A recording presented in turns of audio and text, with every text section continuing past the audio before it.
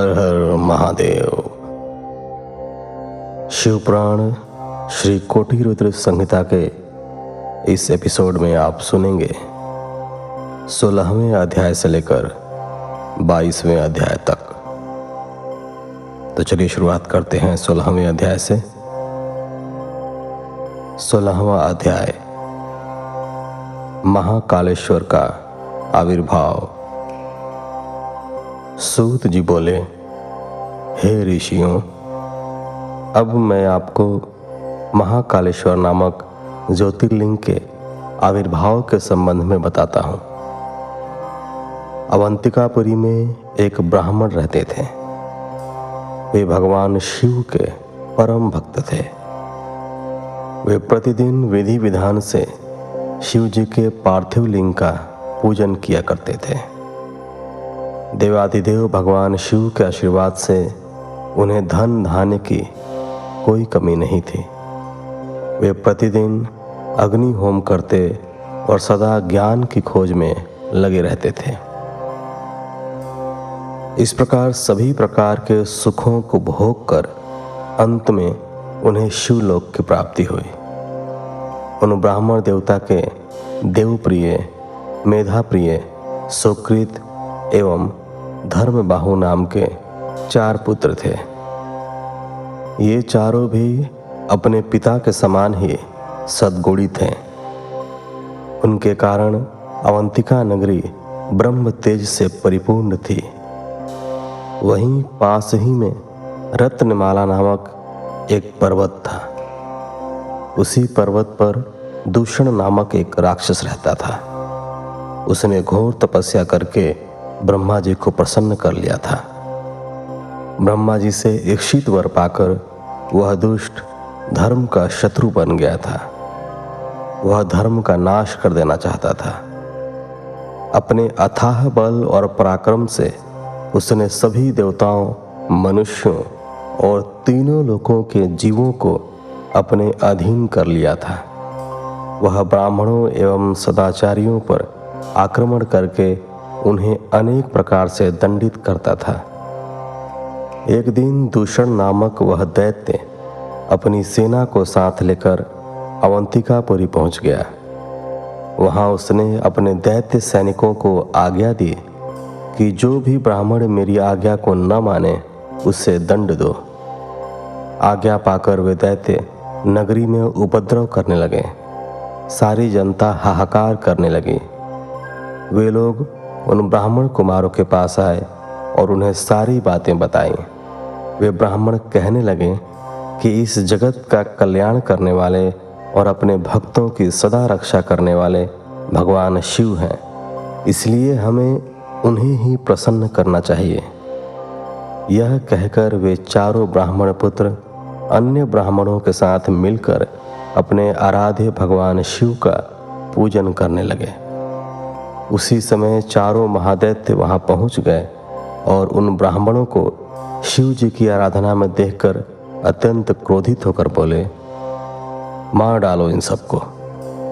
परंतु जैसे ही वे दैत्य ब्राह्मणों को पीड़ित करने के लिए आगे बढ़े, उसी समय भगवान शिव पार्थिव लिंग में से प्रकट हो गए। उन्होंने पल भर में ही सब दैत्यों को मार डाला और दूषण नामक महादैत्य को भी मौत के घाट उतार दिया।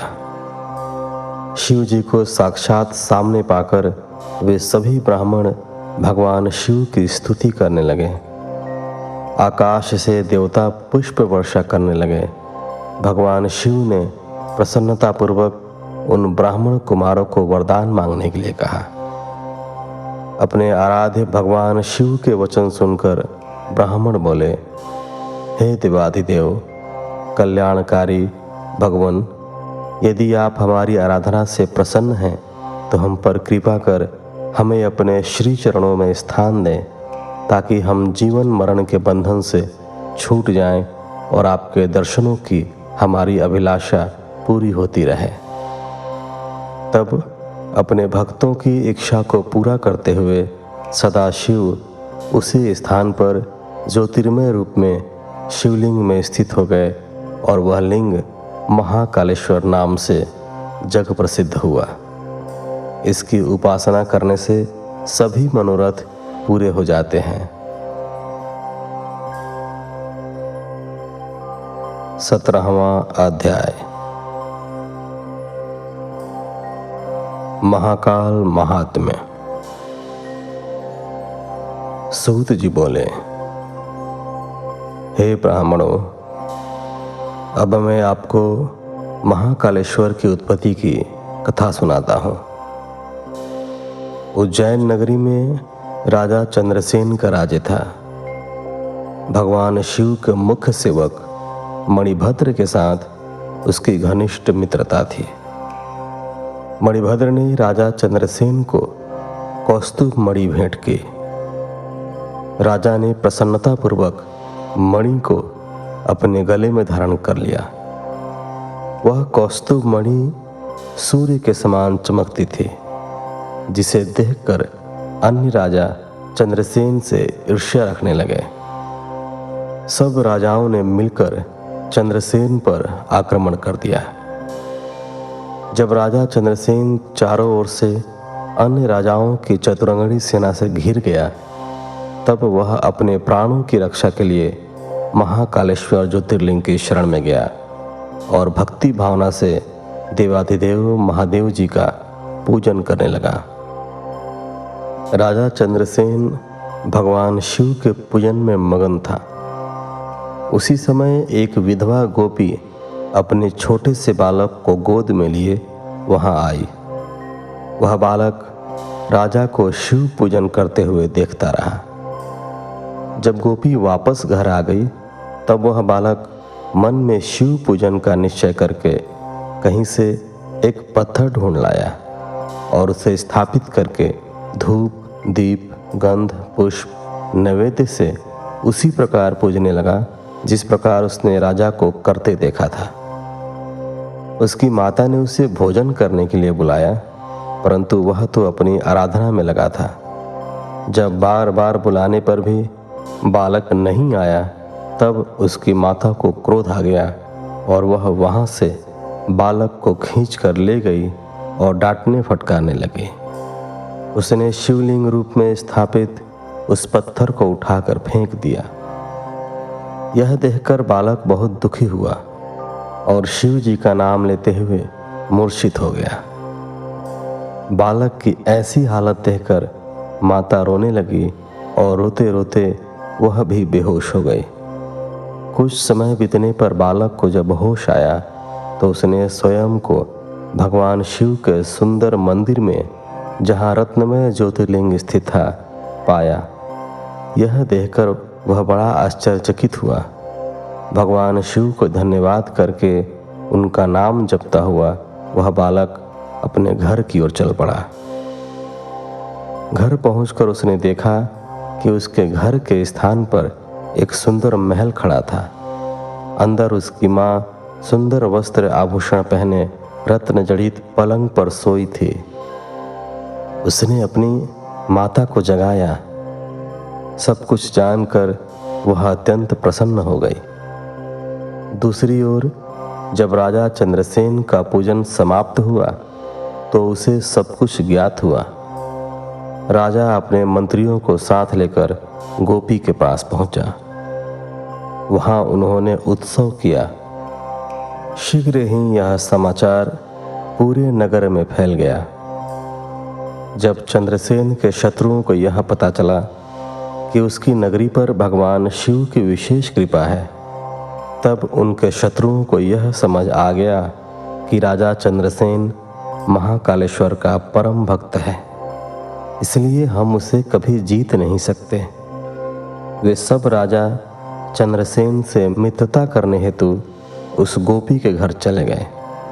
वहां पहुंचकर उन्होंने शिव जी का पूजन किया और राजा से मित्रता कर ली। तभी वहां हनुमान जी ने प्रत्यक्ष दर्शन दिए। हनुमान जी को सामने पाकर सबने हाथ जोड़कर उन्हें प्रणाम किया। हनुमान जी ने उस बालक को गले लगाया और बोले, इस संसार का कल्याण करने वाले भगवान शिव हैं। वे भक्त वत्सल हैं और सदा ही अपने भक्तों पर कृपा दृष्टि रखते हैं। इस बालक ने सच्चे मन से शिव जी की स्तुति की, जिससे प्रसन्न होकर शिव जी ने इनके सभी दुखों को दूर किया है। इस लोक में सभी सुखों को भोग कर इसे मोक्ष की प्राप्ति होगी। यह 8वां महायज्ञ पुरुष होगा और नंद नाम से जाना जाएगा। भगवान विष्णु जब कृष्ण का अवतार लेंगे तो इसी के घर में निवास करेंगे। यह कहकर वे अंतर्धान हो गए। तत्पश्चात सब राजा विदा लेकर अपने अपने नगर चले गए। राजा चंद्रसेन विधि पूर्वक महाकालेश्वर का पूजन करने लगे और इस लोक में सभी सुखों को भोग कर अंत में मोक्ष पद को प्राप्त हुए। 18वां अध्याय ओमकारेश्वर महात्म्य। सूत जी बोले, हे विप्रगण, प्राचीन काल में श्री नारद जी ने गोकर्ण क्षेत्र में भगवान शिव का पूजन किया। फिर वे विंध्याचल पर्वत पर गए। विंध्याचल ने उनका आदर सत्कार किया और उन्हें उत्तम आसन पर बैठाया। स्वयं भी वह नारद जी के पास बैठ गया। तब नारद जी कहने लगे, विंध्याचल, तुम निश्चय ही महाबलशाली और विशाल हो। सभी पर्वत तुम में व्याप्त हैं, परंतु सुमेरु पर्वत का अपना अलग अस्तित्व व पहचान है। यद्यपि तुम में सभी गुण विद्यमान हैं, परंतु फिर भी सुमेरु की बराबरी तुम नहीं कर सकते। नारद जी के वचन सुनकर विंध्याचल पर्वत को बहुत दुख हुआ। वह सोचने लगा, मेरा जीवन तो व्यर्थ है। जब मैं किसी के कोई काम नहीं आता तो मुझे अपने जीवन को सुधारना चाहिए। यह विचार कर वह भगवान शिव की शरण में गया। विंध्याचल में ओमकारेश्वर जाकर वहीं समीप में भगवान शिव का पार्थिव लिंग स्थापित किया और विधि विधान से भक्तिपूर्वक उसकी नियमित आराधना करने लगा। वह घंटों शिव जी के चरणारविंदों के ध्यान में मगन रहता।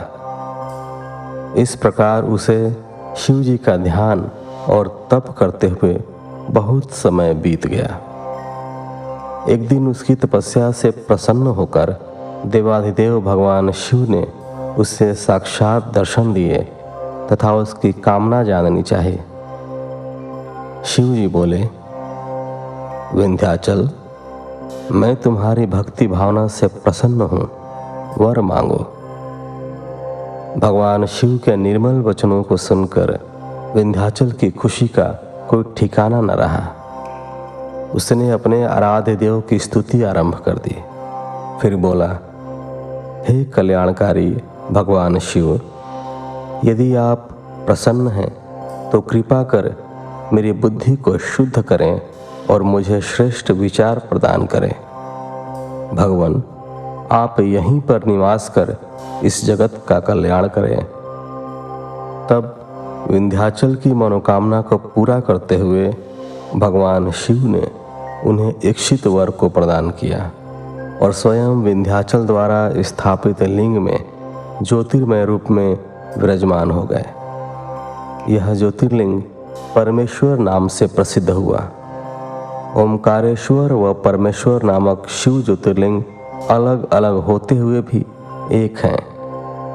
ये अपने भक्तों को अभीष्ट फल प्रदान करने वाले तथा उन्हें मोक्ष देने वाले हैं। इस प्रकार अपने भक्त विंध्याचल पर अपनी कृपा दृष्टि कर शिव जी अंतर्धान हो गए। ऋषियों, इस प्रकार मैंने आपसे ओमकारेश्वर नामक शिवलिंग की महिमा का वर्णन किया। 19वां अध्याय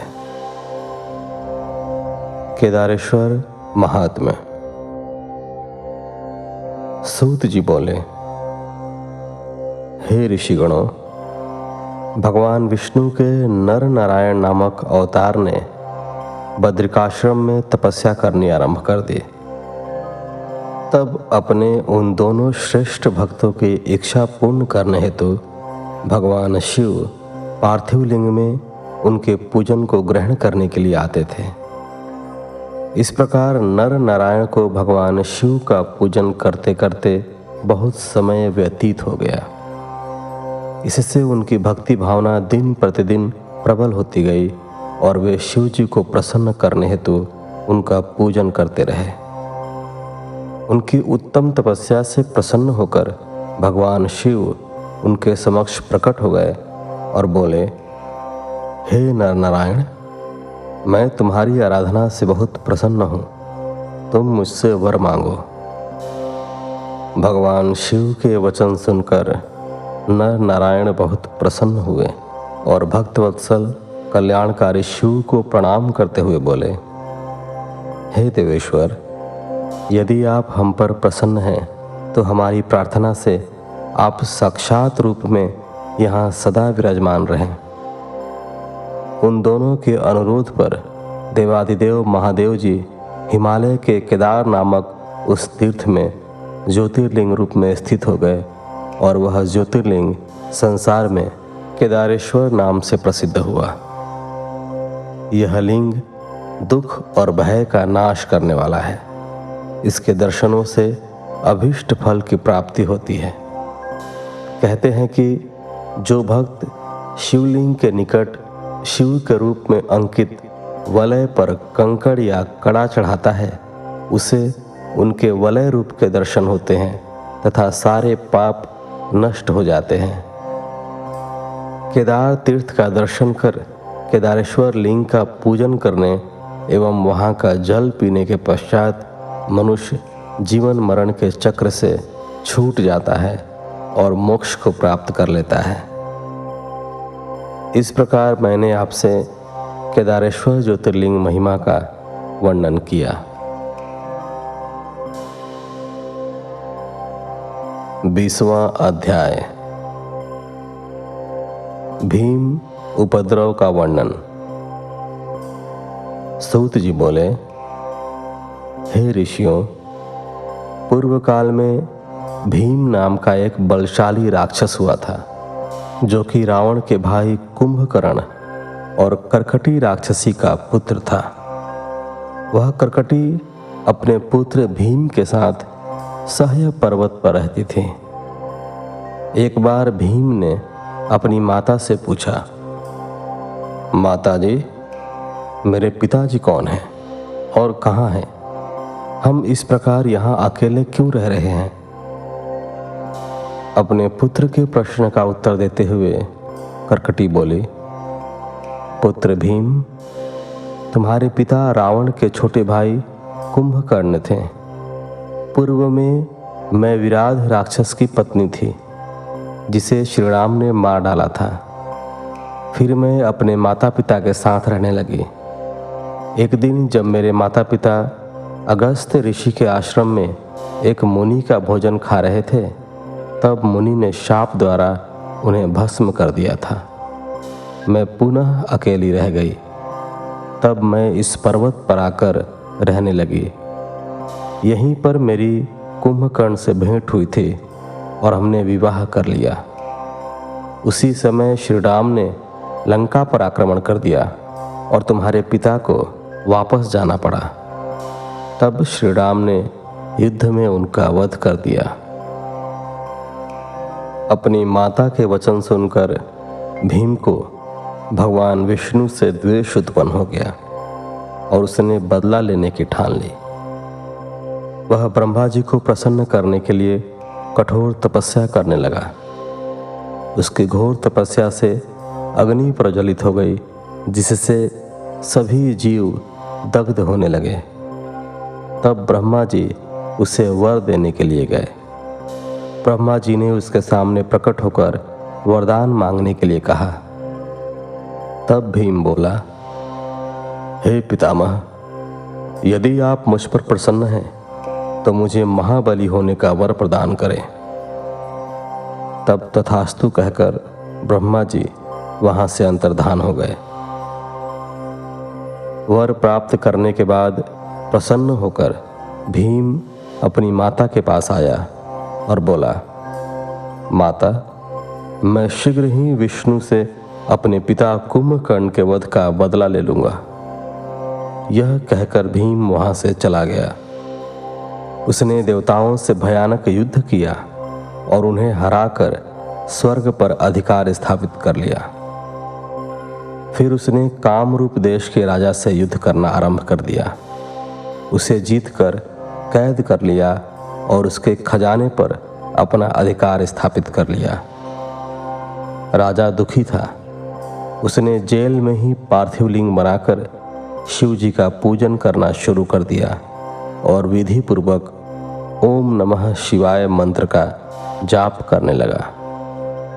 दूसरी ओर राजा की पत्नी भी अपने पति को पुनः वापस पाने के लिए भगवान शिव की आराधना करने लगी। इधर भीम नामक राक्षस से दुखी सभी देवता भगवान विष्णु की शरण में पहुंचे। तब विष्णु जी ने सब देवताओं को साथ लेकर महाकेशी नदी के तट पर शिव जी के पार्थिव लिंग की विधि विधान से स्थापना कर उसकी स्तुति आराधना की। भगवान शिव उनकी उत्तम आराधना से प्रसन्न होकर वहां प्रकट हुए। शिव जी बोले, हे देवताओं, मैं तुम्हारी स्तुति से प्रसन्न हूं। मांगो, क्या मांगना चाहते हो? शिव जी के वचन सुनकर देवता सहर्ष बोले कि भगवान, भीम नामक उस असुर ने सभी देवताओं को दुखी कर रखा है। आप उसका वध करके हमें उसकी दुष्टता से मुक्ति दिलाएं।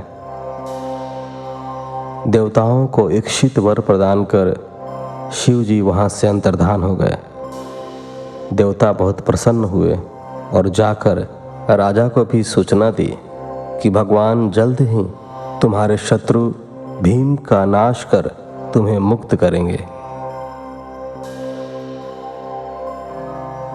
21वां अध्याय। भीम शंकर ज्योतिर्लिंग का महात्म्य।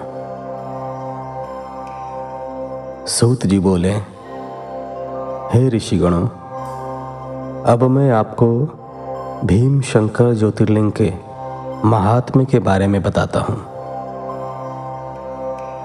इधर जब दानव भीम को यह ज्ञात हुआ कि राजा कैदखाने में कोई अनुष्ठान कर रहा है, तब वह क्रोधित होकर जेलखाने में पहुंचा। भीम राजा से बोला, हे दुष्ट, तू मुझे मारने के लिए कैसा अनुष्ठान कर रहा है? बता, अन्यथा मैं अपनी इस तलवार से तेरे टुकड़े टुकड़े कर दूंगा। इस प्रकार भीम और उसके अन्य राक्षस सैनिक राजा को धमकाने लगे। राजा भयभीत होकर मन ही मन भगवान शिव से प्रार्थना करने लगा। वह बोला, हे देवाधिदेव, कल्याणकारी भक्त वत्सल भगवान शिव, मैं आपकी शरण में आया हूँ।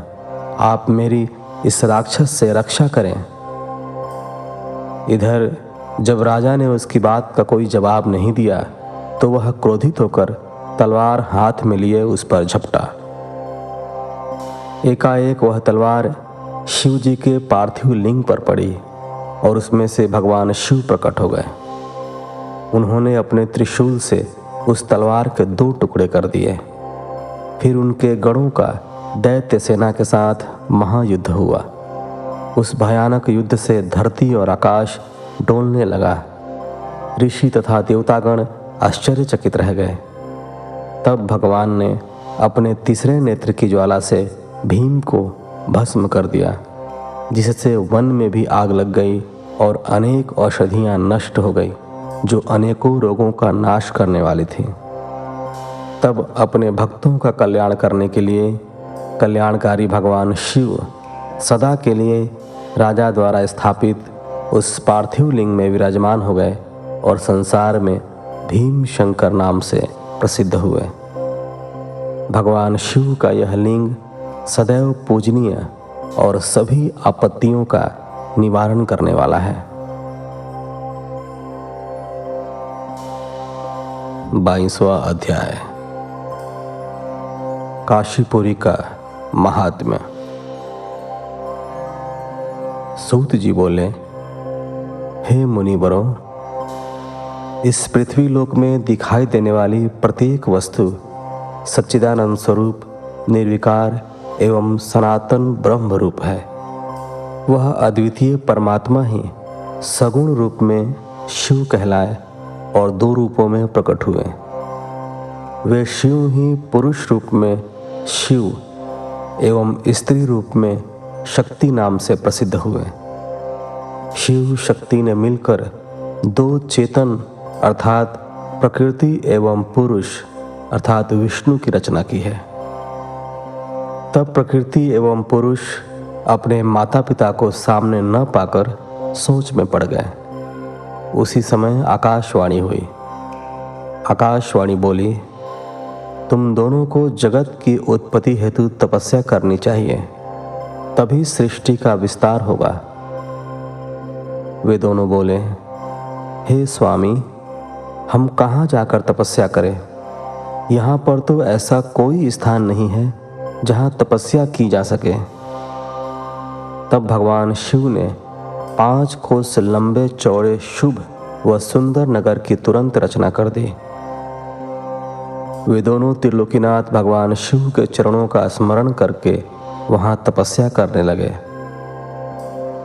उन्हें इस प्रकार तपस्या करते करते बहुत समय बीत गया। उनकी कठिन तपस्या के कारण उनके शरीर से पसीने की बूंदें निकली। उन श्वेत जल की बूंदों को गिरता हुआ देखकर भगवान श्री हरि विष्णु ने अपना सिर हिलाया। तभी उनके कान से एक मणि गिरी और वह स्थान मणिकर्णिका नाम से प्रसिद्ध हो गया। जब उनके शरीर से निकली जल राशि से वह नगरी बहने लगी, तब कल्याणकारी भगवान शिव ने अपने त्रिशूल की नोक पर उसे रोक लिया। तपस्या में किए गए परिश्रम से थक कर विष्णु तथा उनकी पत्नी प्रकृति वहीं उसी नगर में सो गए। तब शिव जी की प्रेरणा स्वरूप विष्णु जी की नाभि से कमल उत्पन्न हुआ। उसी कमल से ब्रह्मा जी उत्पन्न हुए। भगवान शिव की आज्ञा पाकर ब्रह्मा जी ने सृष्टि की रचना आरंभ कर दी। ब्रह्मा जी ने 50 करोड़ योजन लंबा और 50 करोड़ योजन चौड़ा ब्रह्मांड रच दिया। इसमें 14 अद्भुत लोकों का भी निर्माण ब्रह्मा जी ने किया। इस प्रकार जब सर्वेश्वर शिव की आज्ञा से ब्रह्मा जी द्वारा ब्रह्मांड का निर्माण हो गया, तब भक्त वत्सल भगवान शिव के मन में विचार आया कि इस संसार के सभी प्राणी तो कर्म पाश में बंधे रहेंगे। सांसारिक मोह माया में पड़कर भला वे मुझे किस प्रकार पा सकेंगे। ऐसा सोचकर त्रिलोकीनाथ कल्याणकारी भगवान शिव ने अपने त्रिशूल से 5 कोस नगरी उतार कर ब्रह्मांड से अलग की। तत्पश्चात उसमें अपने अभिमुक्ति ज्योतिर्लिंग की स्थापना कर दी। यही पंचकोशी कल्याणदायिनी ज्ञानदात्री एवं मोक्षदात्री नगरी काशी कहलाई। भगवान शिव ने इस नगरी में अपने ज्योतिर्लिंग की स्थापना करने के पश्चात इसे पुनः मृत्युलोक में त्रिशूल के माध्यम से जोड़ दिया।